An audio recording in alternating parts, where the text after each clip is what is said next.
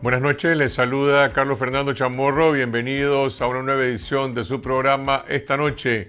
Como todos los miércoles, hoy les presentaremos nuestro segmento Cuentas Claras, dedicado a temas económicos. Hablaremos con los economistas Mario Arana y Pedro Belli sobre la posición del sector privado empresarial ante la crisis nacional y el impacto de las sanciones de la ley NICA Act de Estados Unidos en la economía nacional. Y en la segunda parte del programa estará con nosotros la presidenta del Centro Nicaragüense de Derechos Humanos, CENID, Vilma Núñez de Escorcia, para conversar sobre la embestida oficial contra esta organización no gubernamental a la que se le ha despojado de su personería jurídica. Empezamos con las noticias del momento. El sector privado empresarial, integrado por los grandes empresarios, las cámaras del COSEP, AmCham y FUNIDES, envió hoy una carta al presidente Ortega demandando que convoque a un diálogo político para resolver la crisis nacional, un diálogo que incluya reformas electorales, cambios en el Consejo Supremo Electoral y elecciones anticipadas. Los empresarios también demandan el cese de la represión, la liberación de los presos políticos y el restablecimiento de las libertades democráticas. Veamos lo que dijo el presidente del COSEP, José Adán Aguerri, después de la asamblea que celebraron los empresarios a puertas cerradas. Cada sector económico, lo que le tomó 7 años construirse, cómo se perdió en 7 meses. En algunos sectores, los 7 años. Y en otros sectores, la pérdida nos ha retrocedido entre 3 y 4 años. Eso significa que cada mes de crisis significa un año perdido. Hay 2 mensajes que queremos destacar. Sin un acuerdo político, no hay solución de la crisis. Y el compromiso del sector privado, en el cual sabemos que somos un país que tiene un enorme potencial y que estamos dispuestos que una vez que se hayan realizado las acciones políticas que estén encaminadas a restablecer la democracia, el Estado de Derecho y el respeto a los derechos humanos de todos los nicaragüenses, que nos permitan recuperar la confianza y la certidumbre, podamos entonces trabajar en la recuperación socioeconómica de nuestro país. Los empresarios de COSEP, FUNIDES y AmCham anunciaron que solicitarán un permiso a la policía para realizar una marcha nacional. Y se le ha pedido a los equipos legales que se convoque a una marcha y solicitar el permiso para esa marcha. Obviamente sobre esto estaremos informando posteriormente, pero esa ya es una decisión que se ha tomado. La bancada del FCLN continuó hoy la campaña de persecución política contra las organizaciones no gubernamentales que promueven los derechos democráticos y decretó en la Asamblea Nacional la cancelación de las personerías jurídicas del Centro Nicaragüense de Derechos Humanos, CENID, y la organización Hagamos Democracia. El presidente de la Comisión de Gobernación de la Asamblea, Filiberto Rodríguez, acusó sin pruebas al CENID de canalizar fondos económicos para provocar la desestabilización del país. La principal organización de derechos humanos de Nicaragua denunció la acción gubernamental como un acto de venganza y persecución política por el trabajo que ha realizado esta organización durante varios años al denunciar las violaciones a los derechos humanos perpetradas por la dictadura de la familia Ortega Murillo. Los diputados orteguistas también acusaron sin pruebas a Hagamos Democracia de financiar presuntos actos terroristas y la despojaron de su personería jurídica.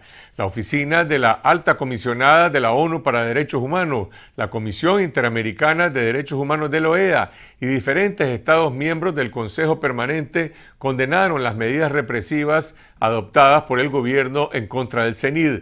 Más adelante en el programa estará con nosotros la presidenta de esta organización, la doctora Vilma Núñez de Escorcia. Mientras tanto, la Dirección de Asociaciones Civiles del Ministerio de Gobernación citó de forma individual a varias organizaciones no gubernamentales, entre ellas el Centro de Investigación de la Comunicación 5, la Fundación Popol Vuh y el Instituto para la Democracia IPADE, para que comparezcan ante este ministerio a una revisión de sus libros contables y sus libros de actas. El Grupo de Trabajo para Nicaragua de la Organización de Estados Americanos, OEA, presentó hoy su tercer informe sobre la crisis de nuestro país ante el Consejo Permanente de esa organización. El grupo de trabajo cuestionó la falta de anuencia por parte del gobierno de Daniel Ortega en establecer condiciones que permitan un diálogo nacional y, por el contrario, más bien ha endurecido su escalada represiva. El comandante Daniel Ortega compareció anoche en un acto de graduación de nuevos cadetes del Ejército de Nicaragua, pero guardó silencio ante las graves sanciones aprobadas ayer por el Congreso de Estados Unidos en contra de su administración. Ortega repitió su viejo discurso, en el que acusa a Estados Unidos de ser un imperio promotor de la barbarie, pero no dijo nada de la masacre que él desató en contra de su propio pueblo, ni brindó ninguna respuesta a la demanda nacional de democratización y justicia. El secretario de Estado de Estados Unidos, Mike Pompeo, extendió hoy las sanciones contra Ileana Patricia Lacayo, esposa del expresidente del Consejo Supremo Electoral, Roberto Rivas, que fue sancionado en diciembre del año pasado con la ley Global Magnitsky. En un comunicado, el Departamento de Estado explica que ha incluido a Roberto Rivas en una lista negra por corrupción significativa y, como consecuencia, ha decidido prohibir a él y a su esposa la entrada a territorio estadounidense. Vamos a una pausa y regresamos con los economistas Mario Arana y Pedro Belli para analizar la posición del sector privado ante la crisis nacional y las sanciones de la NICA Act.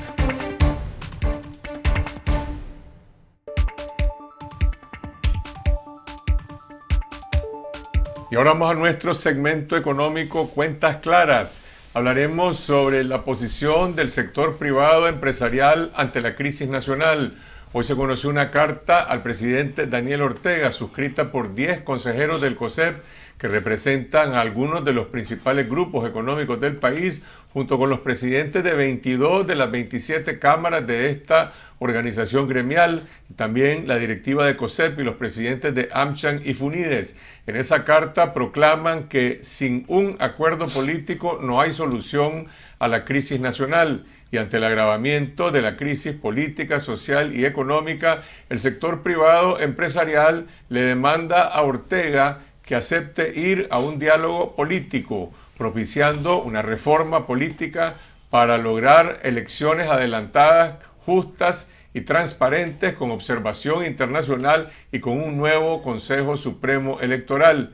Y al mismo tiempo demandan el cese de la represión, la liberación de los presos políticos y el restablecimiento de las libertades democráticas. Esta mañana más de 400 empresarios celebraron una reunión a puertas cerradas en las que analizaron la gravedad de la crisis económica provocada por la crisis política y también discutieron alternativas de acción, entre ellas la convocatoria a una marcha ciudadana. Nos acompañan esta noche los economistas Mario Arana y Pedro Belli, ambos vinculados a diferentes centros de pensamiento del sector privado y gremios de estas instituciones. Buenas noches, Pedro. Mario, gracias por estar con nosotros. Buenas noches, Carlos Fernando. ¿Cómo se debe interpretar esta carta del sector empresarial al gobierno? Hasta ahora, Pedro, el gobierno ha venido en privado y también en público insistiendo en que debe restablecerse el diálogo económico al margen de las cuestiones políticas. El sector privado está definiendo, digamos, una posición categórica en relación a este tema, es decir, de que no puede volver a haber un arreglo económico al margen de lo político como antes. Así es, yo creo que esa es una posición bastante sana y yo creo que madura de parte del sector privado. Porque es ilusorio pensar de que vos podés tener un buen desempeño económico prolongado sin vos tener al mismo tiempo una buena política, digamos, instituciones fuertes e instituciones que te protejan la propiedad privada, instituciones que defiendan el Estado de Derecho. Si vos no tenés esas instituciones y no tenés un gobierno que esté interesado en eso, entonces puede que tengas en algún momento un desarrollo económico acelerado, pero eso tarde o temprano se te desaparece. Ahora, Mario, ¿están unidas las cámaras del sector privado, los líderes de los principales grupos económicos? Ahí había una clara mayoría, pero habían también ausencias de algunas cámaras y de algunos consejeros del COSEP. ¿Cuál es la dinámica interna del sector privado empresarial? Mira, Carlos, yo creo que la carta captura bien lo que está ocurriendo en el sector empresarial, y es que realmente se ha producido una unidad, es decir, la suficiente masa crítica para mostrar a un sector privado unido alrededor de estas posturas que se están haciendo, ¿verdad? Y creo que es un planteamiento bastante sensato y necesario, pues, ¿verdad?, que escuchemos en el país, y esperamos que realmente el gobierno sea el que tome, pues, la iniciativa, a como se solicita, de que retomemos el diálogo nacional para resolver, pues, los problemas de fondo que tenemos. Y claramente, es decir, se reiteró en los planteamientos, porque fue una asamblea abierta, hablaron muchas personas que avalaron, si se quiere, los conceptos que estaban en esta carta, en el sentido, pues, que también decían muy claramente el modelo que teníamos de consenso colapsó. No podemos en el futuro construir, lo que dice Pedro, algo sostenible si realmente nosotros vemos el tema político, el tema institucional, el tema de la democracia, y yo creo que esa es una conclusión a la que ha llegado el sector privado, que es muy firme y tiene la masa crítica, el respaldo, que yo creo que el gobierno es algo que tiene que escuchar, y verdaderamente pudiéramos estarnos moviendo, ojalá bien pronto, hacia irle encontrando un cauce a esta crisis en la que estamos, porque la situación económica y social está sufriendo un deterioro persistente que el próximo año se profundizaría, tal y como están las cosas. Vimos, por ejemplo, las encuestas de las empresas, vimos proyecciones para el próximo año y realmente con las sanciones se deterioran los pronósticos que teníamos. ¿Qué dicen las proyecciones? Bueno, de -7 a -10 el crecimiento económico para el próximo año. Entonces ya es muy fuerte el impacto, además de -4 este año. Eso tenemos que pararlo, y creo que la manera de pararlo es verdaderamente aprovechar esta coyuntura, este momento, pues, ¿verdad?, de este llamado que se está haciendo, en montarse sobre esa ola y verdaderamente entrar a un diálogo, a una negociación que nos lleve a buen puerto. Eso es lo que estaba pidiendo todo el mundo ahí. Las sanciones económicas a las que se sumó ayer la aprobación ya de la ley NICA Act, anteriormente fue la orden ejecutiva de Trump, hoy también hubo una discusión en la OEA sobre el incumplimiento de Nicaragua de parte de derechos básicos. Esta nueva ley ahora apunta no solamente hacia sanciones individuales, sino hacia los organismos multilaterales de crédito, de los cuales depende primordialmente la inversión pública en el país. ¿Cómo visualizas el impacto económico que esto puede tener? Ese impacto económico puede ser muy fuerte a largo plazo. El impacto económico a corto plazo, yo no estoy muy claro de eso, porque lo que dice el NICA Act es de que prohíbe, o mejor dicho, instruye a los directores de los Estados Unidos en cada una de estas instituciones a oponerse a la extensión de préstamos. Ahora, ¿qué quiere decir extensión en el lenguaje de los Estados Unidos y dentro del lenguaje legal de los Estados Unidos? No estoy claro yo. Si eso incluye préstamos nuevos o se incluye los préstamos aprobados y que le están diciendo no desembolses más. De eso no estoy claro. En mi experiencia en el Banco Mundial, yo no recuerdo de que nosotros hayamos suspendido un préstamo que ya se estaba desembolsando, los desembolsos de un préstamo aprobado, por razones políticas. Por razones económicas eso sí se puede, por otras razones sí, pero por razones netamente políticas no me acuerdo yo de que eso haya sucedido. Entonces el impacto de corto plazo puede ser más o menos salvable. Eso específicamente en cuanto a acceso a los fondos multilaterales, pero ¿hay o no un impacto en el riesgo país, en la imagen de Nicaragua, en la inversión privada. Bueno, nosotros publicamos esta semana la noticia de que por lo menos 2 bancos norteamericanos, Wells Fargo y el Bank of America, han notificado a algunos bancos nacionales la suspensión de corresponsalías. Ayer Asobam sacó un comunicado diciendo que las cosas siguen trabajando con normalidad, pero hay una gran preocupación en el sector financiero en relación a esta relación con los bancos internacionales. No, por supuesto, es decir, este NICA Acta ahorita tiene un efecto devastador en lo que es la inversión privada. Pero de vuelta, si nosotros nos fijamos en el impacto adicional, ya la inversión privada se fue de aquí. Ya los turistas se fueron de aquí. Entonces, esto lo que hace es de que eso se prolonga y se profundiza. Entonces, de tal manera que si alguien estaba en los Estados Unidos pensando que tal vez las cosas todavía ya se estaban arreglando acá, ahora eso ya se acaba. Y, por supuesto, la banca privada de los Estados Unidos va a ver a Nicaragua, en primer lugar, como un país muy pequeño y, en segundo lugar, como un país de riesgo. Entonces, ¿para qué molestarse? Es decir, es como que estuvieras vos ahorita tratando de cerrar una pulpería en Nicaragua. No, eso no tiene muy gran impacto sobre la economía en su totalidad.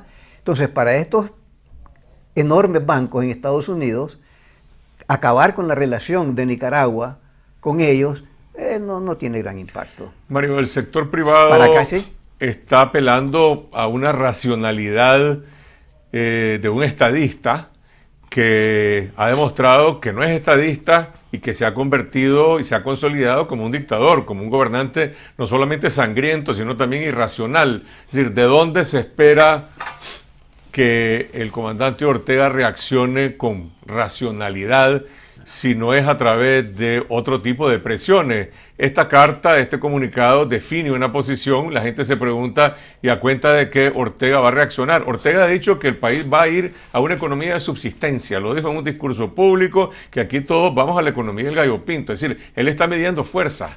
¿Por qué va a reaccionar e ir a un diálogo político? Bueno, yo creo que la apuesta es de que realmente asuman un papel de estadista, que en otro momento lo ha asumido. Es decir, o sea, Nicaragua estuvo en una crisis muy profunda en los 80, una guerra que estaba desangrando al país totalmente. Y Daniel Ortega estuvo entre los decisorios que decidieron, bueno, entrar a una negociación política que inclusive incluyó adelanto de elecciones. Entonces realmente que yo creo que un estadista le debería de preocupar su legado, verdaderamente. Y creo de que hay una oportunidad de dejar un mejor legado que este momento en el que estamos. Es decir, o sea, si Ortega se mueve en base a ese modelo, el modelo de perpetuarse en el poder, que yo creo que es otro modelo que ya probó que no es viable. O sea, así como el modelo de consenso, sin ver lo institucional, para el sector privado colapsó, también colapsó el modelo de pretender perpetuarte en el poder. Creo que hay que volver a los ideales del sandinismo de los 70 y de los 60, ¿verdad? Que era construir en Nicaragua una democracia moderna. Es decir, yo creo que a eso es a lo que debemos de apelar, y los sandinistas deben de debatir entre ellos y todo el país debe de debatir verdaderamente si no es esta la oportunidad de construir un futuro con sostenibilidad a largo plazo para que no volvamos a caer en estos ciclos recurrentes de conflictos políticos que nos llevan a las muertes de gentes, de nicaragüenses, todos queridos por todos lados. Pues. Ese modelo de consenso que fracasó, que en algún momento se le llamó el modelo COSEP, y que a todas luces era un proyecto autoritario del presidente Ortega, fracasó por las vías de hecho. Es decir, aquí hubo una matanza y el sector privado dijo, no puedo seguir cogobernando en la economía con alguien que está asesinando y persiguiendo al pueblo. Pero mucha gente dice, bueno, pero ¿acaso hay una reflexión o un análisis autocrítico de los líderes del sector privado que en su momento avalaron, bendijeron y prácticamente incluso promocionaron ese modelo? Yo creo que sí, porque les está afectando el bolsillo. Es decir, cuando a vos te tocan el bolsillo, entonces empezás a pensar de qué manera, qué es lo que puedes hacer para que tu situación económica se mejore. Y lo que está pasando ahorita en Nicaragua es un colapso económico que está costando muchísimo al sector privado. Las últimas proyecciones y las últimas estimaciones de lo que está costando creo que hablamos la vez pasada, son 100 millones mensuales. Cuidado que es más ahora. Porque si en realidad las proyecciones son de 7 a 8% de reducción en el Producto Interno Bruto, entonces ya no son 100 millones, un poco más, por mes. Es decir, 100 millones por mes es una barbaridad de plata. Y eso el sector privado lo está sintiendo y lo está viendo también en el desempleo, que está tremendamente alto, y lo está viendo también en el próximo futuro y lo que está pasando también en el sector político de parte de los Estados Unidos y de todas las demás naciones. Dos preguntas prácticas que la gente se está haciendo en sus hogares. Si Ortega dice, voy a responderles esa carta, vengan para acá, vamos a hacer un diálogo con el sector privado va a dialogar con el gobierno, ¿cuál es la naturaleza del diálogo que está proponiendo el sector privado? ¿Sería un diálogo directo, un diálogo a través de mediadores? Hacen alusión a la Alianza Cívica, pero en esta carta no hacen mención a la Conferencia Episcopal como mediador. Entonces, ¿cómo es la naturaleza de ese diálogo que están proponiendo? Bueno, en la carta va incluido una referencia al planteamiento que han hecho los obispos, pues, ¿verdad? Es decir, en su último escrito, ¿verdad? Y yo diría que no es un asunto solamente de plata para el sector privado. Yo creo que va más allá de eso. Esto ha golpeado todo el país, pues, ¿verdad? Es decir, lo ha golpeado profundamente. Entonces yo creo que es algo más que simplemente asunto de plata a esta altura. Es decir, sin embargo, pues, la verdad es de que la modalidad que adopte esto no se sabe. Lo que sí estamos claros es una cosa. No va a haber un diálogo económico sin que realmente tengamos un diálogo de fondo sobre la situación política. En la medida que arrancamos en ese proceso de buscarle, digamos, una salida política a la crisis, puede haber en paralelo, pues, porque hay que buscar cómo salvar la economía, digamos, pero ese tipo de separación, de que vamos a volver al sistema anterior, eso no tiene viabilidad. Es decir, eso es lo que se está tratando de decir con claridad, eso es lo que se ha discutido internamente y se ha llegado al convencimiento. Es decir, no es un asunto solamente de plata, es de que miramos el futuro y no hay sostenibilidad, es claramente en modelos que son excluyentes, donde no hay institucionalidad, y entonces aquí le dejamos una gran deuda a las generaciones futuras que van a enfrentar el mismo problema. Hoy fue muy claro, ese era el énfasis de la gente, no era en la plata que están perdiendo, porque ya perdieron un montón de plata y probablemente van a seguir perdiendo, es decir, si no le encontramos una salida a esto. ¿Cuánto puede aguantar la economía nacional? Porque hay gente que dice, aquí Pedro Vélez está hablando del colapso, dice, pero en la calle hay un cierto ambiente, pues, que la gente se está moviendo, el gobierno está haciendo su esfuerzo por proyectar esa imagen, y dice, bueno, queremos elecciones anticipadas, ¿para cuándo? ¿Para 2019? ¿Para 2020? El gobierno dice que 2021, pero la pregunta es, ¿cuánto aguanta la economía para que la política pueda hacerse cargo, digamos, de devolverle confianza al país? Al paso que vamos, si vas a reducir el Producto Interno Bruto en 7%, 8% para el año que viene, yo creo de que la economía, claro, aguanta, sí, por supuesto. Podemos volver a lo más primitivo, podemos volver a la economía del gallo pinto, como dice Daniel. No, eso lo podemos hacer, pero eso es aguantar. ¿Qué significa aguantar? Es muy difícil. Lo que yo te puedo decir es cuánto es lo que podemos perder. ¿Hasta cuándo podemos aguantar? Depende de tu, digamos, de la resistencia que vos tengas al cambio. ¿Hay un plazo político cuando el sector privado dice elecciones anticipadas? Mira, no lo hay. Es decir, no lo hay. Yo creo que eso va a haber que verlo en la práctica, cómo se pudiera orquestar. Yo creo que pues se verá la voluntad política y se verán todo el tema, por ejemplo, qué tanto ha avanzado la OEA, qué tanto se requiere para montar todo el sistema técnicamente para lograr las garantías. Lo que sí se quiere es que se tenga pues observación internacional, que se tengan realmente elecciones libres, que sean realmente genuinamente pues orquestadas de manera tal que no haya posibilidades de fraude ni mucho menos. Entonces yo creo que eso va a marcar los tiempos más que alguna otra cosa, más la voluntad política, ¿verdad? Cuando terminó esta asamblea, en una conferencia de prensa que brindó José Adán Aguirre con otros presidentes de Cámara, hablaron de la decisión de convocar a una marcha ciudadana, COSEP, AmCham y FUNIDES. ¿Una marcha para qué y cuándo? Bueno, en realidad no se ha decidido el cuándo y se está meditando sobre una serie de acciones simbólicas, algunas de ellas que se quisieran hacer para mantener la atención en el planteamiento de la necesidad de un diálogo lo más pronto posible. Además está el tema de que se está diciendo que se quisiera que los presos políticos estuvieran fuera de las cárceles para esta Navidad verdaderamente. Entonces va a continuar una dinámica pues de ciertas iniciativas con cierta idea de proyectar y concientizar, sensibilizar, y esperemos que el gobierno sobre todo aproveche esta coyuntura. No se van a presentar coyunturas, digamos, así como las que estamos teniendo ahora, donde hay un sector privado unificado que está llamando pues a retomar el diálogo, donde realmente creo que hay una necesidad importantísima, porque realmente entre más pronto emprendas esta labor de realmente estabilizar el país, el daño lo podemos minimizar. La tecnocracia económica y política del gobierno, el ministro de Hacienda, el presidente del Banco Central, el ministro de Economía, los magistrados, el procurador, que deberían ser personas quizás con mayores niveles de racionalidad que el gobernante, que hasta ahora ha mostrado inclinaciones ideológicas y caudillescas y personalistas, ¿tendrían alguna capacidad de poder influenciar esas decisiones? Yo creo que sí, espero que sí, pero no tengo mucha confianza, francamente. Yo no hubiera pensado que nosotros hubiéramos llegado al extremo en que estamos, de que hayamos retrocedido en 7 meses lo que habíamos logrado en 7 años, de que hubiéramos tenido 500 muertos, de que hubiéramos tenido quién sabe cuántos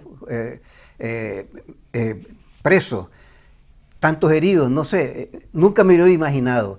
Entonces, decirte de que el ministro de Hacienda y el Banco Central y todos los otros ministros pueden convencer al gobernante de que cambie, yo estoy muy pesimista. ¿Y la cúpula militar, Mario? Bueno, en realidad, es decir, fue interesante algunos símbolos que vimos ayer, ¿verdad? En el podio no estaba la bandera del partido, estaba detrás del presidente. Creo que es un símbolo. Pero ahí estaba siempre. Ahí estaba. Se mencionó 3 veces institucionalidad. Es decir, se mencionó también el compromiso pues con la Constitución. Es decir, yo creo y espero que ellos se vean a ellos mismos como un factor de estabilidad en este país y que estén ejerciendo tal vez una influencia para encontrar una salida. Es un grupo económico relevante, realmente que tiene mucho que perder también en esto, y yo creo de que de eso se trata de que todos pensemos en este periodo que viene, que realmente es de reflexión, es de estar en familia, pensemos sobre lo que hemos vivido y veamos cómo le encontramos una salida sensata, es decir, que lleve al país en un mejor rumbo que el que estamos. Lo que estamos haciendo ahorita, esta división, este unilateralismo con que se está actuando, no tiene mayor sentido. Entonces, realmente, encontrémonos como nicaragüenses y busquémosle una solución a esta situación. Gracias Mario Arana, Pedro Vélez, parte de las reflexiones que se derivan de esta carta que se conoció el día de hoy. Hay estudios que también se van a divulgar en los próximos días sobre la situación económica y sobre el planteamiento de esta asamblea del sector empresarial. Vamos a una pausa y regresamos con la doctora Vilma Núñez de Escorcia, presidenta del CENID, el Centro Nicaragüense de Derechos Humanos, cuya personería jurídica le fue despojada, cercenada hoy en la Asamblea Nacional. Ya regresamos.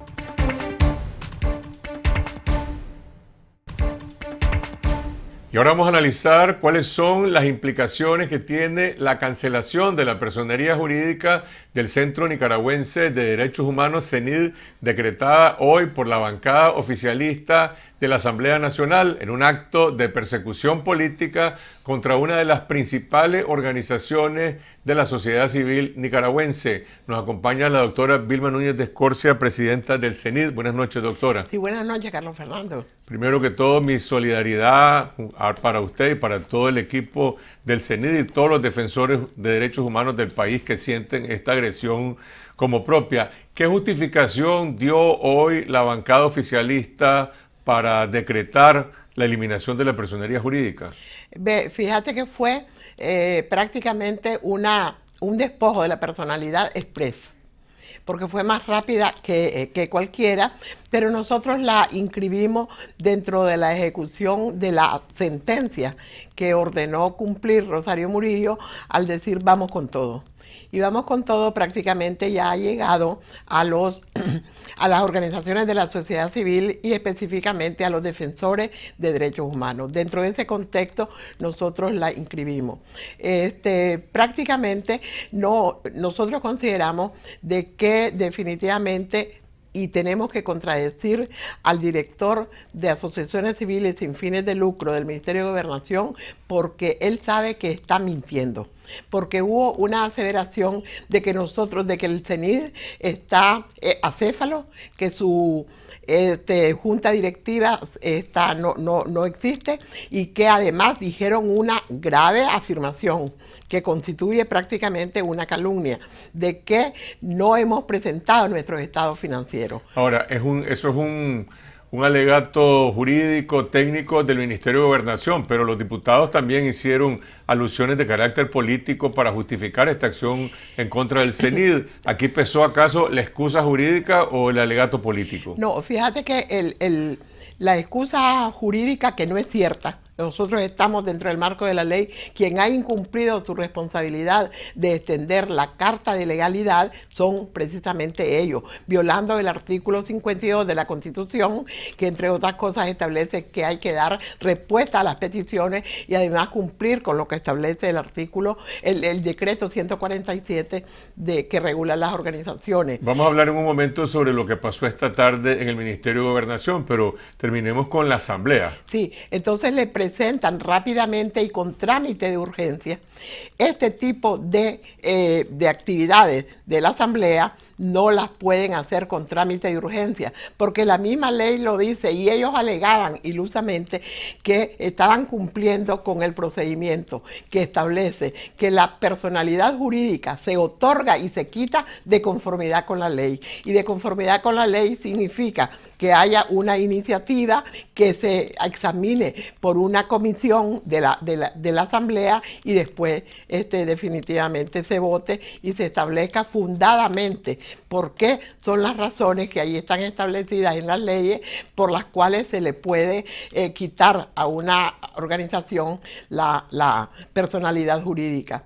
Después de eso se da allí la situación aberrante de que definitivamente los diputados que actúan como francotiradores, porque se dividen, ¿verdad?, los roles, y allí prácticamente a determinados diputados les asignan el ataque, ¿verdad? Y en este caso fue una mujer, Auxiliadora Martínez, la que llevaba prácticamente la consigna de atacar e imputar cuestiones completamente delictivas. Entonces, prácticamente en una situación de verdadera aberración, imputándole, como dijo el diputado César, Alfredo César, una persona jurídica no comete delito. Entonces, quieren imputarnos delitos a los miembros y haciendo afirmaciones que no pueden probar, que nos prueben, y estamos dispuestos a comparecer a quien tenga la posibilidad legal y la autoridad legal para investigar esta situación que nosotros hemos usado. En primer lugar, que nos hemos desviado de nuestro objetivo de constitución y de funcionamiento de defender los derechos humanos, que nos lo demuestren. Ellos son incapaces y no le damos ninguna facultad para que lo hagan, porque ellos no conocen de defensa de los derechos humanos. Ellos solo conocen lo que es la violación de los mismos. Y en segundo lugar, Carlos Fernando, que ellos no pueden de ninguna manera probarnos, porque cuando tenemos prácticamente en nuestros archivos, y hoy se lo llevábamos a enseñar al Ministerio de Gobernación, todita las 22 cartas de legalidad que durante 22 años, desde que empezamos a presentar esto, hemos presentado y nos han otorgado la carta de legalidad. ¿Por qué en su momento no nos dijeron? ¿Qué pasó hoy en el Ministerio de Gobernación? Usted fue a comparecer ante la Dirección de Asociaciones de este ministerio. ¿Aceptaron los argumentos del CENID? ¿Recibieron la documentación que usted iba a presentar? Sí, no, lo que pasa es lo siguiente, que el día 30 de noviembre, donde se llevó la última información, que era sobre la elección de la personalidad jurídica, de la Junta Directiva, porque la Junta Directiva no se pudo elegir el 25 de abril, el 23 de abril, que teníamos convocada la asamblea porque había una fuerza mayor. Ese día incluso fue la primera gran marcha en contra de la represión que se vivía. Yo puse una constancia dentro de nuestros archivos de que se posponía la asamblea por razones de fuerza mayor. Se realizó la asamblea el 8 de agosto y ya se le mandó ya con todos los requisitos y el montón de papeles que ellos establecen, se les presentó el 30 de noviembre. Entonces resulta de que ella lo llevaron y después bajaron. No se lo podemos recibir porque le faltan estos requisitos. Entonces está como en trámite. Nos llevamos todos los requisitos. Ahora se los llevábamos.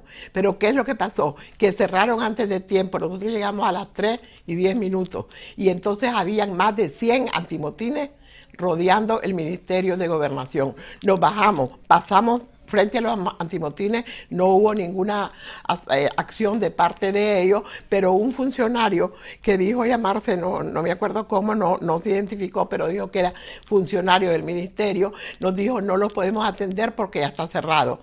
¿Y por qué están cerrados tan pronto? Porque hay muchos problemas. Ahora, esos son temas de excusas procedimentales de parte del ministerio. Lo que la gente dice es, si están atacando al CENIT, que lo han atacado antes, pero ahora pretenden sacarlo de sus facultades, sacarlo de su acción como defensor de derechos humanos, quitándole la personería jurídica, y la gente dice, bueno, si atacan al CENIT, ¿a quién más no van a poder atacar? Es decir, a los defensores de derechos humanos los quieren prácticamente eliminar de la faz de la tierra. Sí, definitivamente yo creo que el orden, que tenemos que estar preparadas todas las organizaciones porque van en serie. Es parte del vamos con todo. En ese todo están todos y estamos todos. Sin embargo, por el acompañamiento que el CENID ha dado en tantas luchas, teníamos una proyección, una identificación con la gente y entonces es como un mensaje intimidatorio. Cuídense, no hablen más, no hagan más, porque aquí viene lo que le pasó al CENID. ¿Puede el CENID, puede usted, los defensores de derechos humanos, seguir haciendo lo que han hecho durante más de 2 décadas sin una personería jurídica, partiendo de la premisa de que si hay una orden de arriba, esa orden se va a terminar ejecutando? No, definitivamente no. Definitivamente vamos a seguir. Nuestra lucha en este momento va a ser defender al CENID. Y para defenderlo vamos a hacer uso de los recursos que la ley establece. No porque tengamos muchas expectativas de que vaya a haber unas resoluciones favorables, pero sí para dejar adecuadamente documentado el involucramiento de más instituciones del Estado en esta persecución perversa que se está desarrollando. Pero nosotros vamos a seguir defendiendo al CENID, vamos a seguir trabajando. Bueno, dicen que nos dieron 15 días para entregar lo que son las cuentas, los libros de actas y esas cosas. Nosotros seguiremos trabajando normalmente y para sacarnos del CENID, de las instalaciones del CENID, Carlos Fernando, nos van a tener que sacar de arrastrada. Doctora, a mí por lo menos no me van a sacar así nomás. Pero esta batalla en defensa del CENID, de su institucionalidad para probar el abuso de la ley y la autoridad, paraliza al CENID en su acción de defensa de derechos humanos. Es decir, ustedes están enfocados de lleno en defenderse o pueden hacer eso y al mismo tiempo seguir haciendo la labor que están realizando permanentemente de documentar las violaciones a derechos humanos y acompañar a las víctimas. Sí, fíjate que de hecho prácticamente ya no estábamos haciendo casi uso de los recursos legales, que era lo que estaríamos inhibidos si actuáramos en representación del CENID, pero muchas veces los recursos se usan a título personal, se impulsan a nivel personal como abogado o se impulsan las propias víctimas. Desde que hemos tenido la obstaculización, desde que no nos dejan entrar al sistema penitenciario, no nos dejan gestionar ante los tribunales de justicia y ante otras instancias administrativas, lo que hacemos es prepararle todo a la víctima y la víctima personalmente o acompañado de un abogado privado va a presentarlo. Pero los informes del CENID sobre las masacres, sobre las violaciones, sobre la persecución, sobre los presos, son un punto de referencia nacional e internacional. ¿Tienen ustedes capacidad de seguir haciendo esa labor de documentación? Definitivamente capacidad, no se necesita capacidad jurídica para darle seguimiento y acompañamiento a una situación como la que se está viviendo y que se refleja en los informes. Además, todos somos defensores de derechos humanos y el artículo primero de la Declaración de Defensores de Derechos Humanos nos faculta para defender individual o colectivamente los derechos humanos. O sea, yo no sé cómo lo van a poder impedir. Pero además, te voy a hacer una comparación histórica. El movimiento de derechos humanos en Centroamérica surge prácticamente en los primeros años 70 en contra de las dictaduras militares de lo que ahora se llama el Triángulo del Norte. Y resulta que muchas de las luchas que los organismos de derechos humanos acompañaron para derrotar a las dictaduras de Centroamérica y a las dictaduras en el Cono Sur y en los países andinos se dieron por organizaciones que no tenían una personalidad jurídica. ¿Me entendés? La formalidad jurídica es otra cosa, es necesaria para poder tener acceso a ciertas situaciones, pero no impide definitivamente ni el derecho, ni el deber, ni la decisión de seguir defendiendo los derechos humanos. Y como te digo, nuestra lucha ahorita va a ser defender al CENID como institución, que no limita de ninguna manera mi derecho, como lo tenés vos, como lo tienen cualquier persona, de defender sus derechos y acompañar a los demás. Suena quizás como un poco ilusorio, como un poco inorgánico, porque estamos acostumbrados a la organicidad, pero no, definitivamente, el CENID va a seguir. No se preocupen, quizás con más dificultades, con más limitaciones, pero nos seguiremos encontrando. Gracias, doctora Núñez. Estaremos pendientes de los siguientes pasos, por una parte de esta batalla jurídica y política, pero sobre todo de la acción del CENID en defensa de los derechos de los ciudadanos. Gracias a ustedes por acogernos en sus hogares. Regresamos mañana con otra edición de Esta Noche, aquí en Canal 12, siempre a las 8 de la noche. Hasta entonces.